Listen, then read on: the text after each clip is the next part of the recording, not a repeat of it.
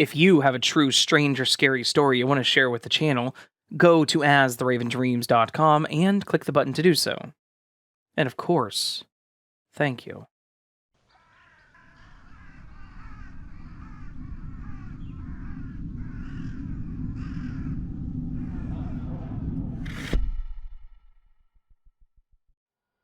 Hi, Raven.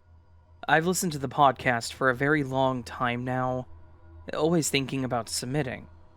But the question has always been, how do I choose just one? There's too much to tell in one story. Short version, I fought with the living glitch for most of my life. Bad, vile fighting. The sense of needing to be constantly on guard or regretting it when I let myself relax. Needing to always be alert to whatever new prank might come next. Forced into detective mode to figure out what new insane thing had just happened in order to fix it. Like firecrackers going off at random behind you, all the time. And the worst part is, feeling alone and dealing with it. No one else believes the firecrackers exist, so while you know that the events happen to you on a constant basis with such precise comedic timing as to cause maximum humiliation, and that you would know in your heart you're lying to yourself if you try to insist it was all just a string of several thousand coincidences. It doesn't matter. So, you have to keep your mouth shut. I have friends who are endlessly supportive of my mental or physical illness, but if I bring up the glitches, I either get a stony silence or a well-meaning but condescending explanation of why what I'm saying can't possibly be true. What I lived through can't be true. Because they've never experienced it, therefore it's not real. It's hard when people who care about you otherwise will leave you feeling more alone than ever when you need them the most. I've been receiving mental health care since I was 4 years old. I've been on nearly every type of psychiatric medication that you can think of. Most have had no effect, or just drowsiness. I never black out. I never have missing time. I never hallucinate, visual or audio. I don't have schizophrenia. I don't have DID. I don't have alien hand syndrome. I have CPTSD for sure, plus bipolar and ADHD. I understand their symptoms. I manage them well, and they're not enough to account for the glitches. I keep notes, 150 pages of them. I'm cognizant of confirmation bias, and always tried to not include anything that was my own fault, or just bad luck. Sometimes I got so angry, those false positives crept in anyway. Yet there were plenty that, when I reread them, I'd feel my chest tighten. Things that could not have been caused by random chance, my own carelessness, or subconscious self-sabotage. It's a very strange emotion to feel simultaneous vindication and dread at the implications of having been right. My glitches tend to come in bunches that happen throughout the day, each one timed so that I won't be able to cool down from the previous one, inflaming my anger worse and worse and worse. Anger is misery. I've given myself a throat polyp from screaming. I've worried that I was on the verge of a heart attack. Imagine that you're trying to clean a floor and a cruel prankster keeps squirting ketchup on it. Every single time that you finish. But I doubt you want to hear a story about 50 small typos, flickers, stumbles, and nitpicks, so I'll tell you about the vacation incidents. I don't know how far back the pattern goes. The first one that feels right is when I was going to a large convention to meet 2 dear friends of mine who I had known online for 3 years. On the day that my train was scheduled to depart, I was walking out of a store that I'd been to hundreds of times and tripped on a 1-inch high curb. I fell and landed with my entire weight on the side of my right hand. The pain was incredible. My friends started rapidly driving me home while I sat in the passenger seat, going semi-deaf and semi-blind from shock. We called the EMTs, but after a short while, the pain was going down. Everyone around me sensibly recommended that I cancel the trip, and that I go to the emergency room. But I thought of the friends that I wanted to meet, and how this might be a once-in-a-lifetime opportunity. I chose to swaddle my hand and just go to the convention anyway. This was the right decision. Those friendships I made have been some of the strongest of my lifetime. And during the convention, my hand was in almost no pain at all. I had restricted movement, but it almost never hurt. I returned home with a wicked cold that didn't go away for 2 weeks. So I went to a doctor for some antibiotics. On a whim, I asked if he would x-ray my hand. Turns out, my 4th and 5th metacarpal bones were shattered like glass fluorescent light bulbs. In exchange for 2 lifelong friendships, the cost was 3 surgeries, a big, ugly scar, and an inability to curl my pinky. Good deal, in my opinion. That set the tone of a pattern. It went like this. Every time I would go on vacation to visit friends, something, quote, very special would happen right before I left. Sometimes a single big incident would happen during. But otherwise, all the hundreds of incidents that would drive me insane in my daily life would be gone during the duration of the trip. Gone. I cannot emphasize that enough.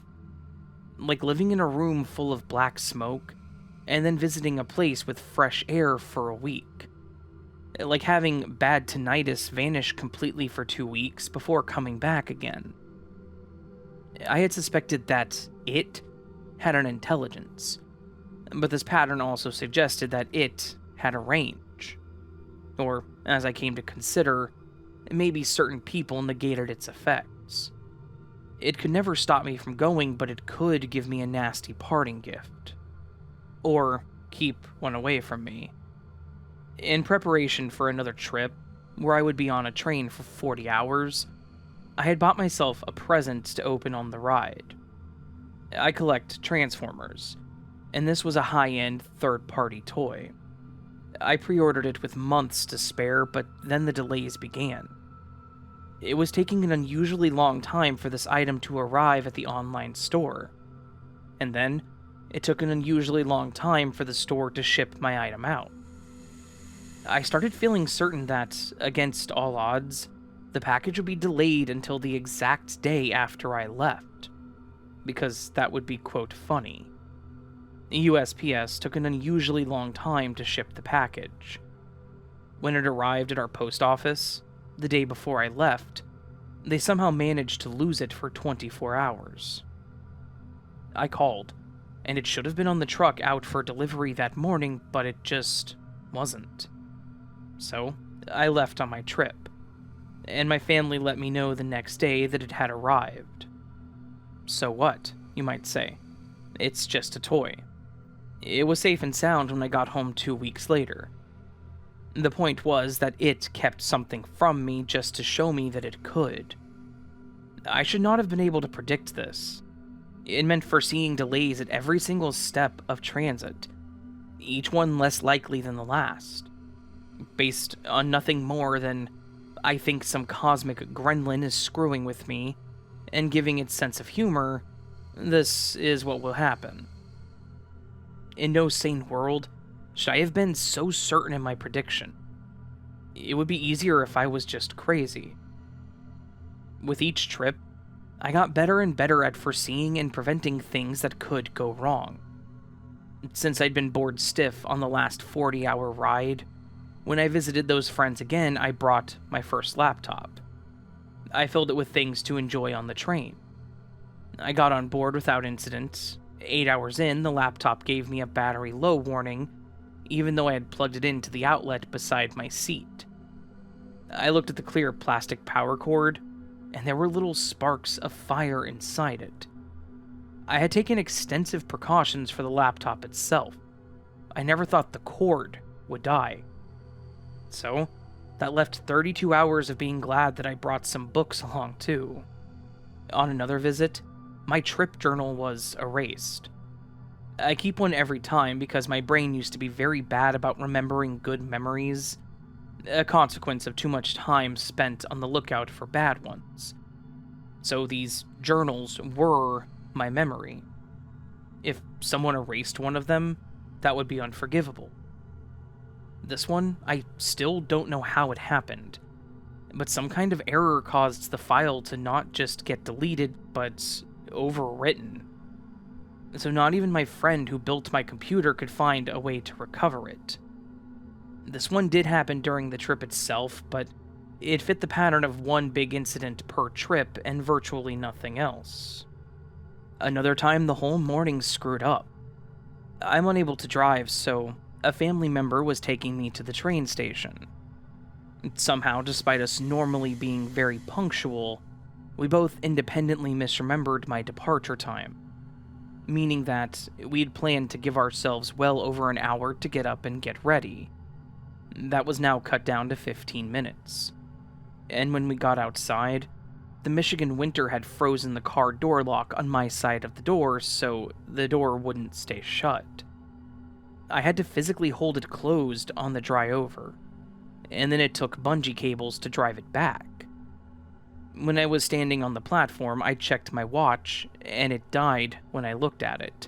Another watch I bought at a drugstore outside the Chicago train station also died within a few hours of me putting it on. Then, I realized my wallet was gone. With the train due in 5 minutes, I retraced my steps, hoping I was right that I remembered leaving the house with it. I scanned my footprints in the snow, hoping no one picked it up and stole it, and then ran down the stairs to the parking lot to search the car. My wallet was underneath the seat. It had slid out of my pants by coincidence. Ha ha. I got back to the platform literally as the train was showing up. Another time, a friend showed up to drive me to their place, so I didn't have to deal with any trains. Why did I never go by plane, you ask? With my luck, I don't want to be cavity searched or crash into the ocean, thanks. So, getting there went smooth. We planned to go to a convention. My friend gave me the tickets, and I put them in my wallet for safekeeping. Then, a little later, I felt an impulse to take them out and stick them underneath a book. This was not a voice in my head, but more like a post-hypnotic suggestion. Like someone inserting a programmed response, making me feel sleepy enough to not pay attention to what I was doing and forget it afterwards. On the day of the convention, we were about to go in, and then the memory returned. My friends had to stand around waiting at the cafe, while I wasted $40 of my own money on a taxi ride back to the apartment to get the tickets. They forgave me, but I felt embarrassed as hell. This was not the first time I had had that dopey, just do it, don't think about it, it'll be fine feeling, which later turned out to be setting a trap. Do you see the personality that was emerging? It couldn't ever stop me, but it could throw a roadblock in my path. It's something to make me stumble. It's something to make it clear that I was not ever allowed to forget this thing existed. This last incident broke me. I knew the pattern by then. I'd spent years fighting this thing, and figuring out its BS with inductive reasoning, and I was ready to go on one damn trip to meet a new friend, and have nothing go wrong this time. I prepared for everything. I don't want to relate every detail, but I made lists and contingencies. Absolutely everything I could possibly imagine going wrong. I cut off every single possible access point that it could have stuck its filthy little fingers into. So, the day came. My train was due in an hour. It was raining. I called a cab, not wanting to risk getting my luggage wet waiting for a bus. I stood on the porch. The taxi didn't come. I looked at my watch. Half an hour passed. Time was running short, and the taxi still wasn't showing up. I started calling the company repeatedly and getting no answer. 15 minutes, 10 minutes, 5 minutes. Too late. I forget when, but I finally made it through on the phone to the company. The driver's boss told me that the cab driver had gone missing and wasn't responding. He had gone missing. He wasn't responding to his radio, and they had no idea where he was. Do you understand that? I had planned for everything that could possibly go wrong, except for the one thing I had zero control over. I still have no idea what happened to that driver, and I really hope that he's alright. So that was when I first downloaded Lyft. I was able to get another station further along the train's path, and I went on the rest of my trip as planned. But I was ruined the entire time, unable to enjoy myself. I don't think that I was very good company. But how would you like to have inescapable proof in your life that magic is real, but only bad magic? The story does have a happy ending. Eventually. Years later. Turns out, if you keep fighting with someone long enough, you learn all their moves and they learn yours.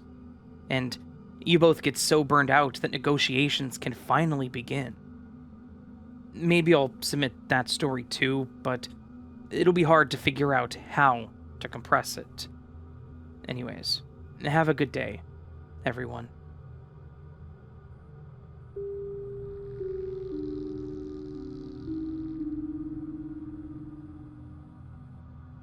Hi, Raven. My name is Sharon. My glitch in the Matrix happened a couple of years ago when I was staying with a friend while my husband and I were trying to find a new place to live.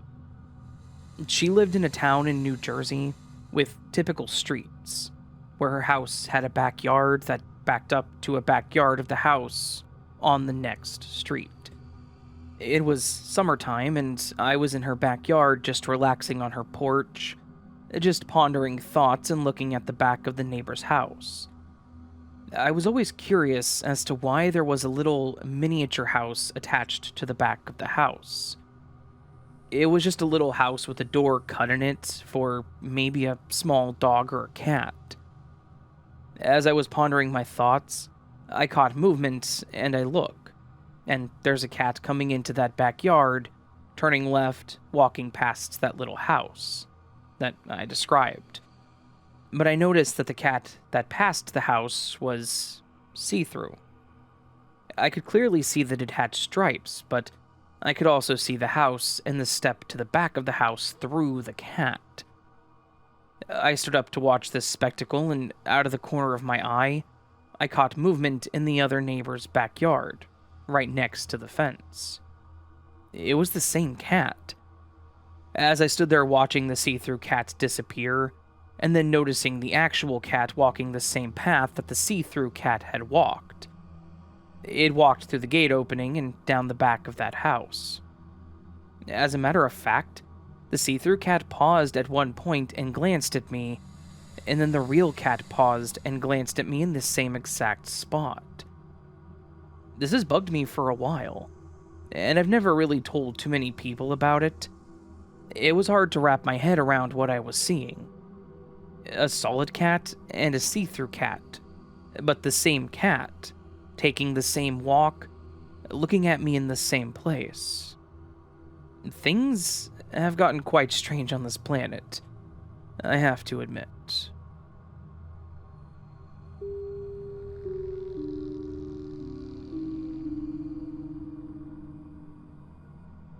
Today, it finally came to a head, but let me go back about a month.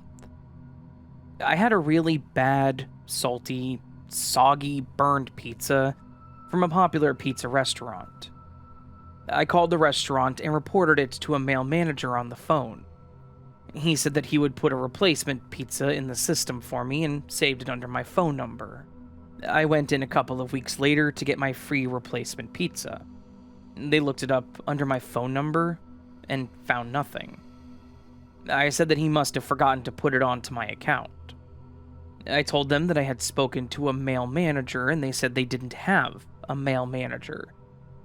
Based upon my phone number, though, they were able to see all of my orders, going back a few months. I looked for the date of that terrible pizza, and there was no pizza on my account for the last few months. The only thing on my account was some pasta and breadsticks that I also remember ordering. There is only one of these pizza places in my city, and it's the only pizza place that I go to. So, whatever happened to my terrible bad pizza, and my replacement for it? A couple of things like this have been happening to me lately. That's just one example. The worst one really hit me today. So, about a month ago, I was at a grocery store trying to buy an item with my bank debit card for $3.40 and getting $10 cash back. I didn't have any cash with me. I knew I had money in the bank, but for some reason it kept declining my card. I remembered the next day that I had locked my card and forgotten to unlock it, and that's why it was declined. It had declined 3 times at the store. The guy behind me in line actually worked at the store, and I knew him a little bit from going to the store regularly. He paid for my $3.40 item for me, and I told him I would pay him back. Of course, I never did get the requested cash. A few days later, I saw that my bank had actually taken $23.40 out of my account for that transaction. I immediately called the claims department of my bank and let them know that the attempted transaction had been for $13.40 and had declined multiple times, so I'd never received the $10 cash back, let alone $20, and that I needed a refund to my bank account. They said no problem. There should be a refund put onto my account in the next 2 days or so. Well, that never happened. And for the next month, I called the bank multiple times and went into the branch twice to submit signed forms about the transaction. I never heard anything nor got a refund, so this morning I called the claims department yet again, and they said the refund was declined. They said I actually had to take this up with the store that had charged my account. I was pretty frustrated after getting the runaround from my bank for a month, but I did go into the store today to tell them what happened. Because of my member card, they were able to pull up the receipt for that transaction. I thought for sure when they saw that decline and the debit for my bank account, they would simply refund my money. Well, it actually showed on the receipts that I had gotten $20 cash, and that the $3 item had been paid for with my debit card. I insisted that that was wrong, and I explained about their employee who had paid for the $3 item for me. I knew that he would remember this, but he wasn't at the store that day, so I wasn't able to talk to him.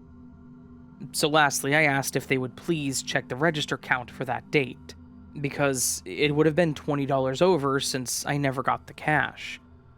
I'm sure you know where this is going. It showed that the till was perfect on that date, except for 10 cents. So somehow, my missing $20 did not show up in that register. Clearly, all evidence is showing that I got $20 in cash, and that I paid for that item that cost $3.40. Someday I may see that store employee again, and I'm sure he will remember that he paid for the item for me. At least, I think he will. But otherwise, everything is pointing to the fact that I got that money that I absolutely did not get. What is going on?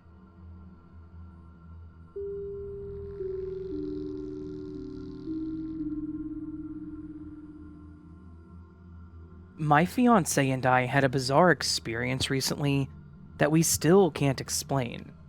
We had ordered Chinese takeout for dinner, and after we finished eating, I grabbed a fortune cookie from the bottom of the bag. I picked it up, tore open the small plastic wrapper, and pulled out the fortune before even cracking the cookie. It read, "Be kind and you'll never have to walk alone." I thought it was a nice sentiment. I set the fortune down, cracked open the cookie, and that's when I noticed something strange. There was another fortune inside this cookie. I picked it up and read it. This one said, "Take a leap of faith this December." At first I was just confused.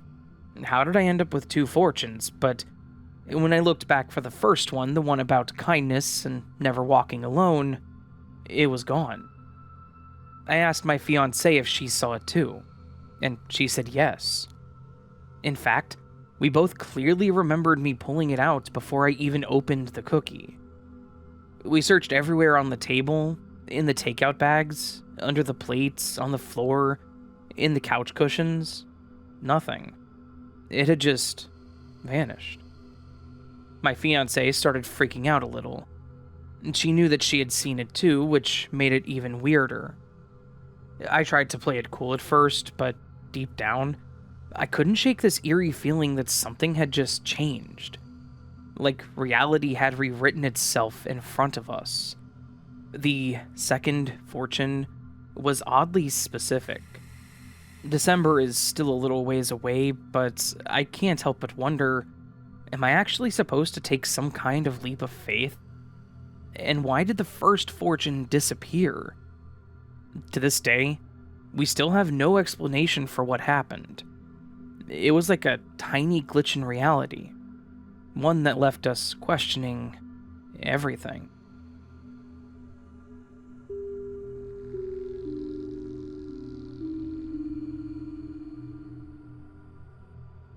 I want to start by thanking you, Raven. Your podcast has been a source of comfort for me knowing that I'm not alone. Thank you. I'm convinced I've shifted timelines. Depending on your perspective, this happened either in July of 2016 or July of 2023. I understand that this sounds unbelievable, but please hear me out. It will make sense. One thing I know without a doubt is that I don't belong in this reality. I was 44 when it all occurred, and up to that point, life had been exceptionally good. I had a loving family and a career that I found profoundly satisfying. We were a happy and content family. The morning began as any other. I made my way downstairs, the promises of coffee drawing me. As I poured, a sudden thud broke the quiet. My cat had leaped from atop the kitchen cabinets, landing right beside me. The unexpected arrival made me jump, sending my coffee cup crashing to the floor. While cleaning the spill, I heard my husband descending the stairs. I poured him a cup of coffee and put it on the breakfast table before refilling my own. As I turned to join him, I tripped, sending my cup crashing to the floor. A chuckle escaped my husband, and with a touch of pity, he offered to clean up the mess. He even suggested that I return to bed for an hour, pointing out that our son could open the office and handle things until I arrived. Utterly frustrated, I surrendered and agreed. On my way back upstairs, I called my son, informing him that I would be late, that he needed to open the office and manage the morning tasks, and that I expected to be there about an hour behind schedule. I retreated to the sanctuary of my bedroom. I drew the curtains and nestled into bed, sleep descending the moment my head hit the pillow. Then, the strange began. I was ripped from slumber by an alarm, a familiar but wrong alarm. The ringtone of my husband's phone from years past. As my eyes adjusted to the light, I felt a wash of icy dread. I was in a bedroom, but not the one that I remembered falling asleep in. This was the bedroom from our old house, a place that held memories of a different life. Panic seized me, and I bolted from the room, convinced I was trapped in a nightmare. I rushed to the bathroom and splashed water on my face. The cold shock a stark confirmation that I wasn't dreaming. I was fully awake, back in a place that I'd happily left behind years ago. I wandered through the house in a daze, trying to make sense of everything. My son appeared in the hallway and I shook my head, asking what he was doing. He looked confused and said that he was getting breakfast before an early shift at work. Shift? I replied. We only have one shift.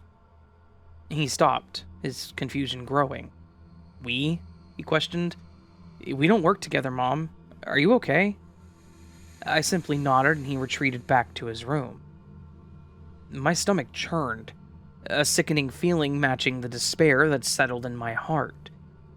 My husband appeared in the doorway. He studied me for a moment and then offered, "You don't look good. Maybe you should just go back to bed." The words ignited a fire within me. "No," I exclaimed. "That's exactly how I ended up back in this mess." He looked at me bewildered. "All right," he said, his voice subdued. "How about we get some coffee then?" And I've been trapped here ever since, consumed by the need to understand what occurred and find my way back. This new reality is a stark contrast to what I knew. The people I cherished, once my source of love and support, have grown cold and unresponsive. Their dismissive attitudes cut deep, and I hear nothing positive from them. The silence from my son, once my best friend, is particularly painful. My hometown, the city that I called home for over 30 years, is unrecognizable. The landscape has shifted, buildings have moved, and businesses, including my own, have disappeared and been replaced by new ones. I'm adjusting to a place that feels simultaneously known and completely new. I find myself among faces that are vaguely familiar, and others who seem to greet me as an acquaintance when I can't recall ever having seen them. The reality I inhabit feels off. The surgeries I remember, they didn't happen. Tattoos I once had are gone, and I'm marked with others I have no memory of acquiring. It's like my life has been rewritten. I don't understand what happened, or how to return to what was. That change took place a little over 8 years ago. I turned 45 last November. I've just discovered quantum immortality, and I guess that might explain it. But if it is, which one of me died? The one that originally came back from this reality, or me? I want to be clear, drugs and alcohol are not a factor here, nor is mental illness. You can accuse me of falsehoods or being insane, it makes no difference. I know this isn't my world. I feel profoundly displaced. My mind is consumed with one worry. Are my family and friends safe? Do they know that I'm not with them? Sorry that this is so long, but I haven't been able to talk about this until now. Thank you for taking the time to read this, and if you know anything that I can try to get back home, please, let me know.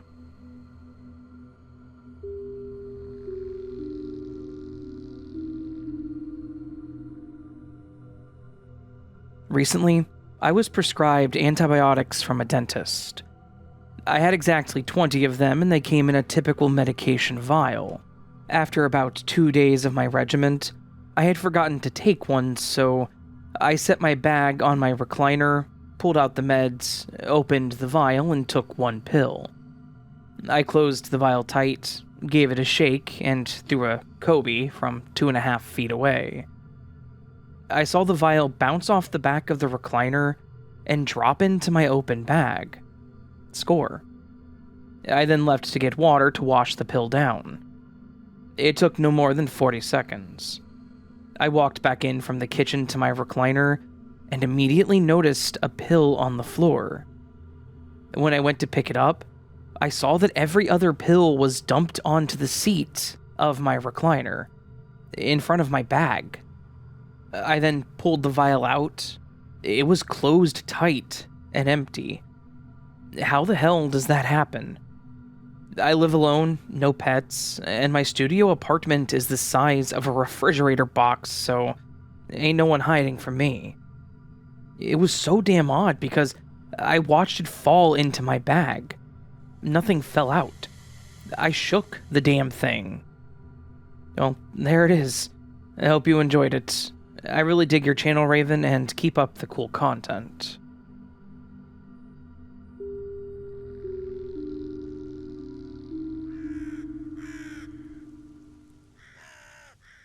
So that, my friends, was a collection of some Glitch in the Matrix stories, the strange and bizarre stories that we featured on this channel that we feature on this channel. Oh, that are featured on this channel every week, once a week. Typically Mondays, sometimes Tuesdays, sometimes Wednesdays if things really get weird, but not usually after that. Yeah. Anyways, most of you should know what a glitch in the Matrix is by now, and hopefully if you do, well, let me rephrase that. Hopefully if you don't, you now know what a glitch in the Matrix is. It's a weird happening that happens that just really messes up our simulation. I can't talk today, guys. My brain is just done. I don't even know why. I slept really well last night. I slept in this morning. Like, slept way longer than I should have. Slept hard. Woke up feeling refreshed, ready to get up. Got to work early. Time kind of slipped away from me while I was recording these. But now all of a sudden, I just cannot seem to think straight. So, yeah. Let's think on a curve, I suppose. Anyways, glitch stories are just weird, strange stories that make you consider the possibility that life is a simulation. Is it a simulation? Who knows? Maybe, maybe not. Regardless, these are some weird stories that fall under the supernatural umbrella, but are very specific. I don't know why I'm explaining this to you guys.